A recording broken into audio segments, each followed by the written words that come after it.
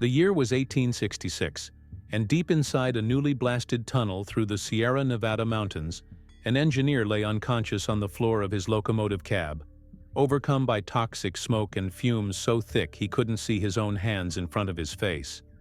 What nobody could predict, as the Central Pacific's wood-burning 4-4 Nero Jupiter and her sister locomotives pushed westward through some of the most unforgiving terrain on Earth, was that these iron horses would literally open the American West to settlement and commerce, while simultaneously creating working conditions so deadly that engineers would pass out from poisonous gases, burn alive when sparks ignited their wooden cabs, freeze to death in blizzards that buried entire trains, or die in catastrophic boiler explosions at high altitude. This is the story of the Jupiter, the legendary locomotive that made the Transcontinental Railroad possible. The machine that created cities like Cheyenne, Laramie, and Reno from nothing but wilderness, and the iron beast whose cab became known as the most dangerous workplace in America. A place where one mistake, one moment of inattention, one equipment failure could mean death came instantly in fire, steam, or a plunge off a mountain cliff into oblivion hundreds of feet below. Before we dive deeper into this incredible and terrifying story, we want to ask you something important. Tell us in the comments where you're watching from right now. Are you in California or Nevada, standing near the very routes where the Jupiter once thundered through mountains? Are you somewhere else in America, fascinated by the iron horses that built this nation? Or are you watching from another country entirely, amazed by the courage and sacrifice it took to connect an entire continent with rails? We're genuinely curious to know where our audience is located around the world, and your comments help us understand who connects with these stories of engineering triumph and human endurance that changed history forever. To understand why the Jupiter and her sister locomotives were so crucial to opening the West, you need to understand the staggering challenge facing the Central Pacific Railroad in the mid-1860s. While the Union Pacific was building westward across the relatively flat Great Plains from Omaha, the Central Pacific faced the task of pushing eastward from Sacramento through the towering Sierra Nevada mountains, some of the most brutal terrain anyone had ever attempted to lay railroad tracks across. These weren't gentle hills or rolling countryside. These were granite mountains that rose thousands of feet into the sky, peaks that were snow-covered for most of the year, passes that had claimed the lives of countless pioneers, including the infamous Donner Party, and terrain so hostile that many engineers declared it impossible to build a railroad through it at all.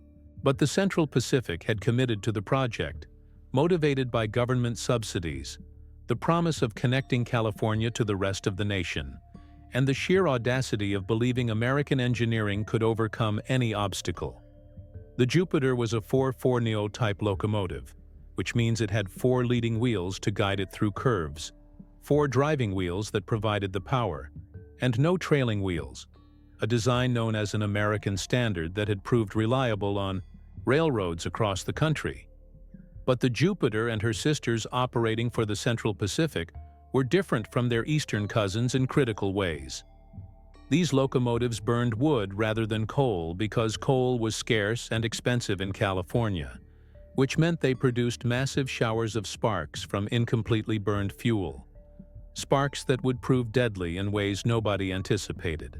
The Jupiter wasn't the largest or most powerful locomotive ever built, but she became the most famous because of her role in the final ceremony connecting East and West at Promontory Summit in 1869. The moment captured in iconic photographs that would define the triumph of the Transcontinental Railroad for generations to come. But long before that triumphant moment, the Jupiter and locomotives like her were engaged in a daily battle for survival against conditions that tested the limits of both machine and man.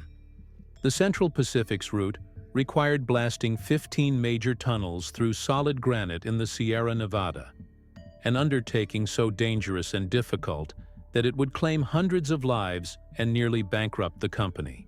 These tunnels were excavated using black powder and later nitroglycerin, explosives that were unstable, unpredictable, and frequently killed the Chinese laborers who handled them. But the tunnel work created a specific nightmare for locomotive engineers, because once a tunnel was carved through the mountain, the Jupiter had to operate inside it, hauling supplies, equipment, and workers through passages filled with smoke, dust, and toxic fumes from recent blasting. The reality of operating a wood-burning steam locomotive inside a mountain tunnel was worse than any nightmare. Wood smoke is far dirtier than coal smoke, producing thick clouds of particles and gases including carbon monoxide, the invisible killer that would overcome men before they even realized they were in danger. When the Jupiter entered a tunnel pulling a work train, the engineer and firemen found themselves instantly enveloped in a choking miasma, where visibility dropped to zero, and every breath burned their lungs. The smoke had nowhere to go in the confined space, accumulating in dense layers that would linger for hours after blasting work, and the heat from the locomotive's firebox combined with the lack of ventilation to create temperatures that climbed past 120 degrees Fahrenheit. Engineers literally passed out at the throttle, overcome by carbon monoxide and heat exhaustion. And if they were lucky, the fireman would notice in time to shut down the locomotive and drag his unconscious partner to safety. If they were unlucky, the engineer would collapse across the controls or fall into the firebox, and by the time anyone realized what had happened, it was too late. Multiple engineers died or suffered permanent injury from tunnel operations, but the company kept pushing forward because the Transcontinental Railroad had become a matter of national pride and economic necessity. The Civil War had just ended, and connecting California to the eastern states was seen as crucial to binding the nation together and preventing future secession crises. The Central Pacific couldn't afford to slow down or admit defeat, so they sent locomotive after locomotive into those death trap tunnels, accepting casualties as the price of progress. The engineers who survived developed their own desperate techniques for staying alive, soaking bandanas in water and tying them over their faces as improvised filters, taking turns breathing through wet cloth while one man operated the locomotive by feel in the smoke-filled darkness, and learning to recognize the early symptoms of carbon monoxide poisoning so they could shut down and evacuate before losing consciousness. But tunnel work was just one of many ways the Jupiter tried to kill her crews. The wood-burning design that seemed economical in California created another deadly hazard that manifested whenever the locomotive operated in the mountain winds that constantly swept through Sierra Nevada passes. The Jupiter's firebox produced enormous sparks, glowing embers of partially burned wood that shot out of the smokestack in spectacular fountains whenever the firemen added fresh fuel. Under normal circumstances, these sparks would arc over the locomotive and fall harmlessly beside the tracks. But in the Sierra Nevada, normal circumstances didn't exist. Powerful winds that roared through passes and across ridges would catch those sparks and blow them directly back into the locomotive cab. And when those red-hot embers landed on the wooden cab floor, on coal bags, on the engineer's clothing, or on any of the other flammable materials that filled a working locomotive, fires would erupt with terrifying speed. Engineers and firemen developed burn scars that marked them as veterans of the Jupiter and her sisters, permanent reminders of the times they had beaten out flames on their own clothing or thrown sand on burning cab floors, while simultaneously trying to control a moving locomotive on mountain grades where losing focus for even a second could mean derailment and death. Some locomotives had their cabs burn completely, forcing crews to operate in the open air while exposed to freezing temperatures, falling snow, and the constant rain of sparks that had caused the fire in the first place. The company kept buckets of sand and wet blankets in every locomotive, specifically for fighting these fires, and experienced engineers would watch the wind direction obsessively, knowing that a sudden shift could turn their workplace into an inferno within seconds. And if smoke inhalation and burning alive weren't enough, the Jupiter operated at altitudes where the fundamental physics of steam locomotion became dangerously unstable. At sea level, water boils at 212 degrees Fahrenheit, and steam behaves predictably. But as altitude increases, the boiling point drops and steam pressure becomes harder to maintain and control. The Sierra Nevada passes reached elevations over 7,000 feet, and at those heights, boiler operation became a deadly guessing game where the normal rules no longer applied. If an engineer allowed the water level in the boiler to drop too low, something that could happen quickly during hard climbing when the locomotive was tilted at an angle, the crown sheet, the top of the firebox surrounded by water, would be exposed to direct flame. Within minutes, the metal would overheat and fail catastrophically. And when that happened, the entire boiler would explode with the force of a bomb, sending superheated steam and shrapnel in all directions and killing everyone within 100 feet instantly. Boiler explosions killed entire train crews during the construction years, events so violent that they would scatter pieces of the locomotive across hundreds of yards and leave nothing recognizable of the men who had been operating it. The Central Pacific lost multiple locomotives and crews to these explosions, disasters that were investigated, documented, and then largely forgotten as the company pushed forward with construction.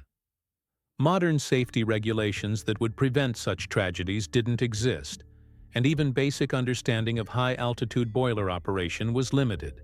So engineers were essentially experimenting with deadly forces every time they took a Jupiter-class locomotive over the summit, learning through trial and fatal error what worked and what led to catastrophic failure. The temperature extremes the Jupiter operated in would be difficult to comprehend for anyone who hasn't experienced mountain winters. During construction, crews worked through Sierra Nevada winters, where temperatures regularly dropped to -30 or -40 degrees Fahrenheit, cold so extreme that exposed metal would freeze human flesh on contact. Engineers operating in these conditions faced the nightmare of controlling a locomotive while wearing heavy gloves that reduced their dexterity, or alternatively, working barehanded and risking frostbite on metal controls that could literally freeze their skin. The locomotive controls, throttle levers, brake wheels, all became torture devices in winter, and engineers would wrap them in cloth or leather to create some insulation. But even then, a long run in extreme cold meant arriving at the destination with hands so numb they couldn't release their grip on the controls. Before we continue with more of this harrowing story, we need to ask you for something important. If you're finding this account of the Jupiter and her crews as compelling and intense as we are, please hit that subscribe button right now. We're working incredibly hard to reach 1,000 subscribers, and every single subscription matters enormously to our channel. It helps us grow, allows us to create more content about the machines and people that built America, and shows us that these stories of courage, sacrifice, and technological achievement still matter to people today. So please, take just 1 second and subscribe. It means the world to us and ensures you won't miss our next exploration of the iron horses and the men who rode them into history. Winter operations created another deadly challenge when trains would literally freeze to the tracks during blizzards that could dump 10 meters of snow in a matter of days.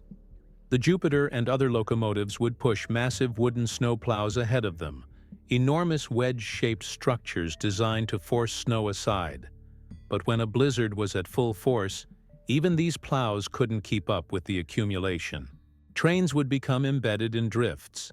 The driving wheels would freeze solid to the rails, and crews would have to work by hand in howling wind and sub-zero temperatures to chip ice away from wheels and mechanisms just to get the locomotive moving again.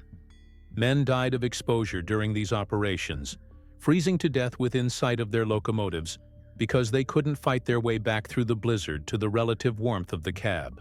The tracks themselves represented another constant threat because the Central Pacific was building on such an aggressive schedule that quality control was often sacrificed for speed. The company was advancing 4 to 8 kilometers per day at peak construction, an unprecedented rate that meant tracks were often laid on poorly prepared roadbed with insufficient ballast and sometimes over terrain that hadn't been properly surveyed or stabilized. The Jupiter routinely operated on tracks that had been spiked down only hours earlier, rails that might not be properly aligned, ties that might not be fully seated, and roadbed that might not support the weight of a loaded train. This was especially terrifying on sections like Cape Horn and Donner Pass, where the tracks clung to the sides of cliffs, with drops of hundreds of meters to the rocks below. One failed spike, one shifted tie, one moment of roadbed subsidence, and the entire train could plunge off the mountain. Engineers operating on these sections knew they were gambling with their lives every trip, but they also knew the work had to be done, and somebody had to do it. The Central Pacific was in a race with the Union Pacific to see which company could lay the most track and claim the most government subsidies. And slowing down wasn't an option, no matter how dangerous. Conditions became. Some engineers refused to operate on the worst sections and were fired on the spot, replaced by younger or more desperate men who would accept the risks. Others developed elaborate superstitions and rituals, refusing to start a run without specific lucky items or performing certain actions in a precise order. Desperate attempts to impose some sense of control over situations where death was essentially random.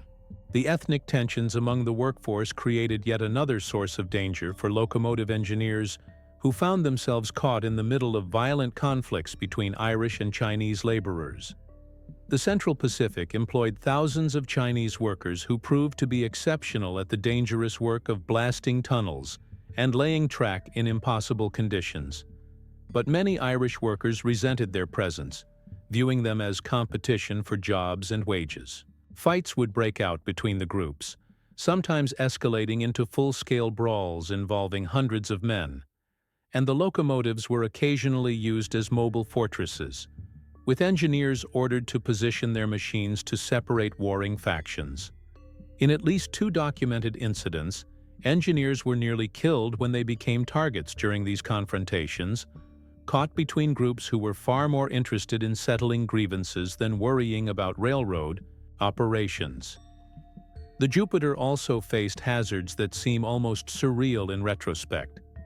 Deserts in Nevada created temperature extremes in the opposite direction, with summer heat that could reach 120 degrees Fahrenheit in the shade, except there was no shade anywhere on the endless salt flats and sand wastes. Water supplies would run dangerously low, forcing crews to ration what they had, while the locomotive consumed gallons per minute. Flash floods could wash out tracks without warning. Sudden torrents that would appear in dry riverbeds and tear through railroad infrastructure.